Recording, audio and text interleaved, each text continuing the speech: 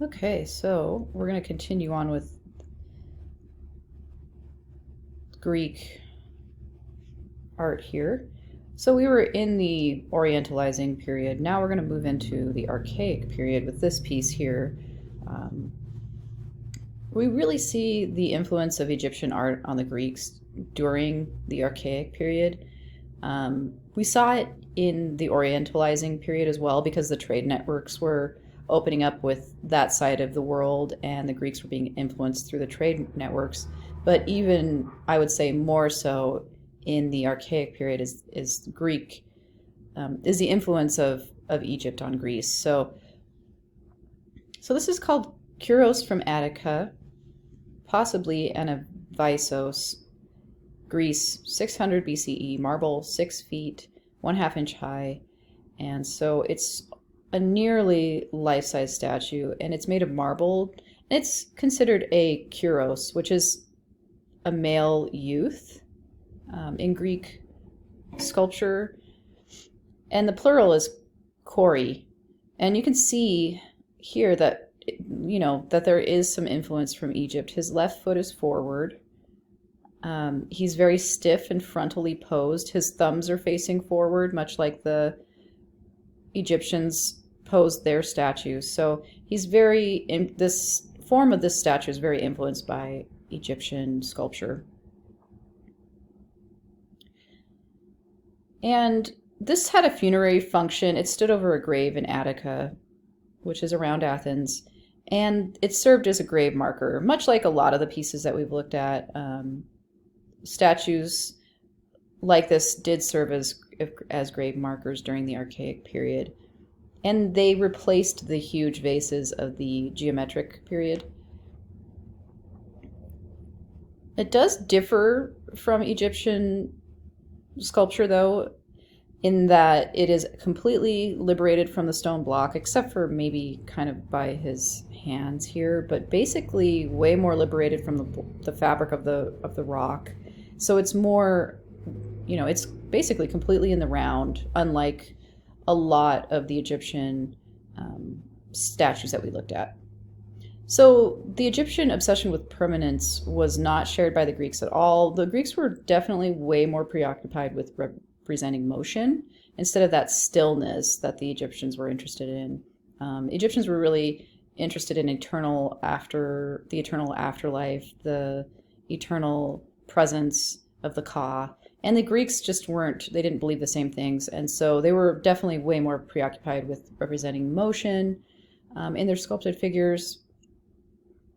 And this man is also shown as nude, which is a very Greek convention, right?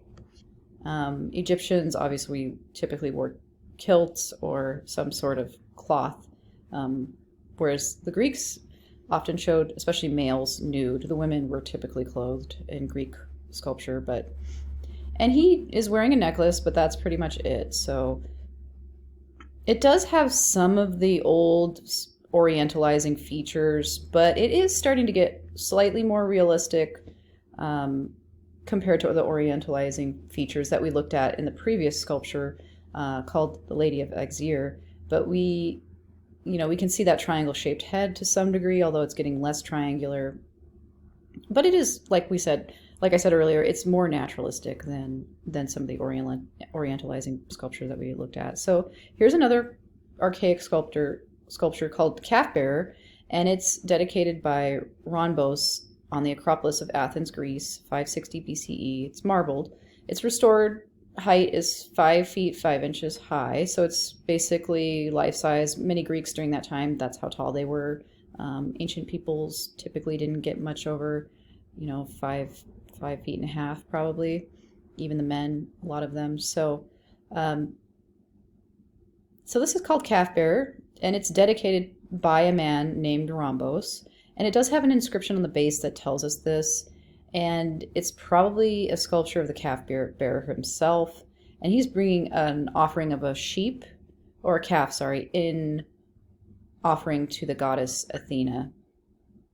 And he does actually have his left foot forward, which is an Egyptian convention. So we can see some influence from Egypt in this. And one thing you might notice is that his face actually has a smile on it.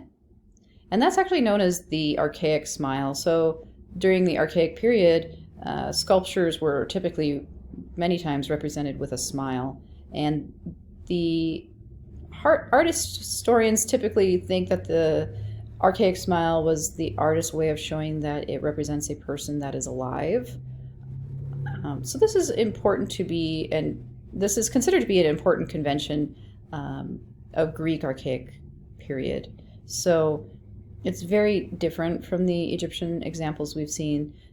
The Egyptian examples that we saw really had no emotion portrayed in their faces, so having that smile there is definitely a very Greek archaic period convention, and you'll see that in other sculptures, such as this one, another sculpture from the archaic period, Chrysos from Avagiosos, Greece, 530 BCE, marble, 6 feet 4 inches high.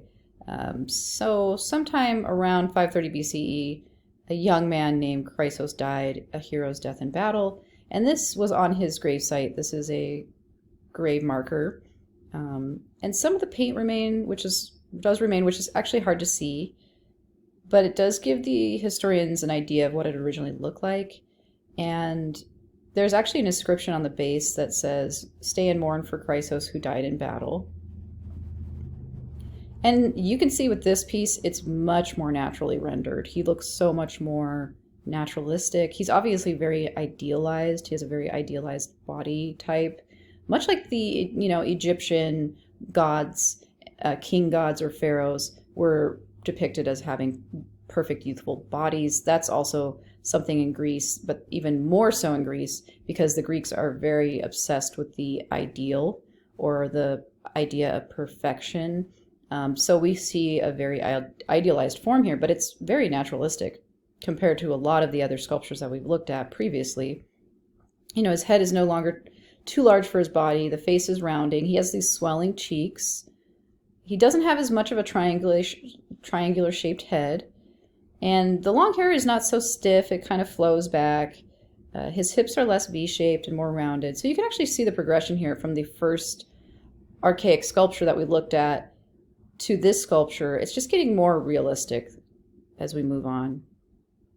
Still idealized, but very realistic. So we're going to take a look at some of the female sculptures, and they're typically, wearing clothing. And they're called curos. So this is the Peplos core from the Acropolis, Athens, Greece, 530 BCE, marble, 4 feet high. So this is very similar in style to the previous sculpture that we looked at. She's called Peplos core, and this word is used to indicate the gender of the statuary. So females are called curos, and males are called curos. So the book does mention that, and definitely pay attention to that because that's going to be on the quiz for sure. And she's thought to have worn a peplos, which is actually a really simple belted garment. So she's actually kind of named after the garment that she's wearing, which was popular during the Archaic period. But actually, upon further investigation, art historians and scholars found that she's actually wearing 4 different garments, which only goddesses wore. So this is actually a goddess or a depiction of a deity. And she is missing a hand, which would have indicated which deity she actually represented.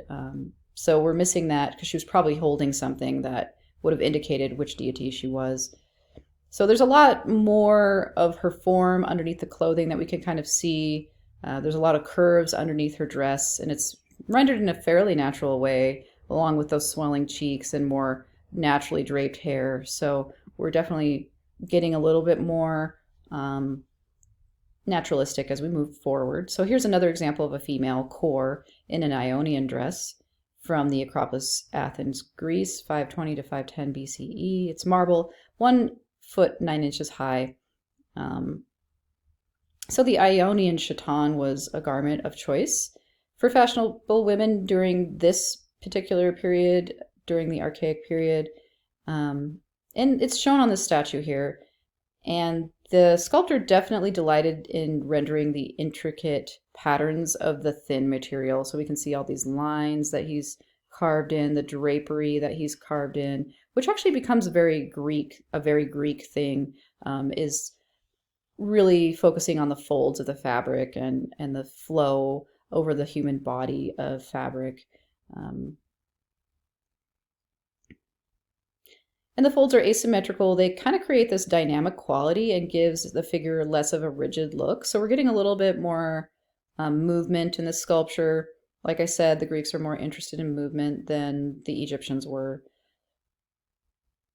They do think that she had an advancing left foot, but it's hard to tell because this is only a partial sculpture, so the rest of it was lost with time. But okay, so we're going to launch into architecture and architectural sculpture as well here. So the earliest Greek temples did not survive because they were constructed of wood and mud brick, but luckily during the Archaic period, they started using limestone or marble. And marble was obviously, like, it's much more durable than limestone, but it's also more expensive. But it was available in the Greek territory, so it makes sense that they were using marble to construct their temples. And so this is their temple design, the Greek temple design, is really an indication of the trade networks with Egypt and, you know, those Egyptian columnar halls. And so the Greeks were exposed to the columnar hall in Egypt, and they brought that back, and they began to build columnar stone temples. So the Greeks really did, use and employ the column a lot in their temple design. So this is a canonical Greek temple, so it means that it's following a canon, right? It's just a different word for that. But even though the Greek temple borrowed from Egyptian columnar halls, they did have differences. So the altar was typically outside at the east, facing the rising sun, and the Greeks actually gathered outside to worship their deities. And the Egyptians, in contrast, they worshiped their deities inside in interior dark rooms. And the Greek temple itself housed the cult statue of the deity, which was kind of a really grand votive offering to the deity. Typically, each temple had one deity that it was dedicated to, and then the cult statue would actually be inside the cella or naos. And it was basically a votive offering to that god. That votive offering would be the cult statue. And so the Greek temple was really seen as a house of the god or goddess, but not as a house to his or her followers, which is kind of unlike Egyptian temples. But so this is a plan of a typical Greek peripteral temple. I have a kind of a hard time saying peripteral, but here's an example. So this is kind of compact, but it does feature that symmetrical plan. So if we run our, a line through it either way, it's symmetrical either way you divide it up, really. And that symmetry really does represent the Greek obsession with order. And they did use ideal mathematical ratios when designing their temples to achieve perfection.